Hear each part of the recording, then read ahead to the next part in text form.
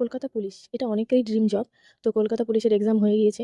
তোমরা নিশ্চয়ই তোমরা অ্যান্সার করেছো, কত ভুল হয়েছে এটা মিলিয়ে নিয়েছো অ্যান্সার কি দেখে। তো এখন তোমাদের কাট অফটা জানার সবারই ইচ্ছে রয়েছে যে কত কাট অফ উঠতে পারে বা না পারে। কলকাতা পুলিশে একটা জিনিস ভালো করেছে যে কারণে এবার কাট অফটা কম ওঠার চান্স আছে। কম যদিও বলবো না, ভালোই হবে কাট অফ। কারণ কোশ্চেন যথারীতি সহজ ছিল, মডারেট ছিল ঠিকই কিন্তু সহজ ছিল তার মধ্যেও। তোমাদের এই ভ্যাকেন্সিটা বাড়িয়ে অনেকটা উপকার করেছে তোমাদের।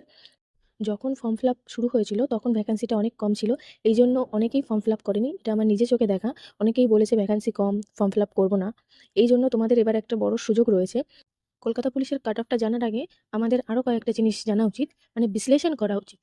মানে আগের বার এক্সাম যেটা হয়েছে সেটার সঙ্গে আমরা বিশ্লেষণ করছি, মানে সেটার সঙ্গে আমরা পার্থক্যটা দেখছি যে এবার সেই অনুযায়ী কতটা উঠতে পারে নাম্বার। যেমন 2022 সালের ভ্যাকেন্সি কত ছিল আর এবার আমাদের ভ্যাকেন্সি কত।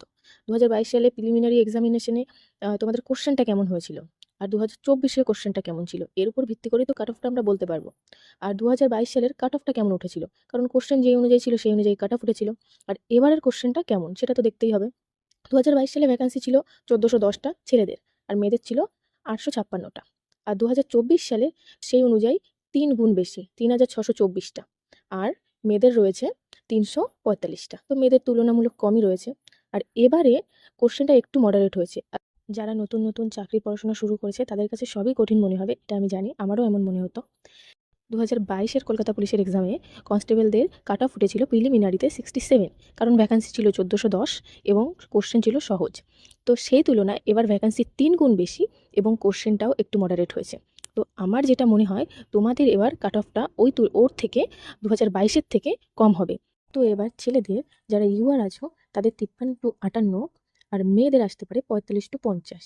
আর ওবিসি বিদের আসতে পারে 48-53 ছেলেদের, আর মেয়েদের আসতে পারে 38-40। ছেলে এসসিদের আসতে পারে 42-47, আর মেয়ে এসসিদের আসতে পারে 32-38। আর ছেলে এসটিদের 35-40, আর মেয়ে এসটিদের 30-35। এটা পুরোটাই আমার মতামত, এটা নাও হতে পারে, পিআরবি অন্য কিছু ভাবনা চিন্তা করে রেখেছে।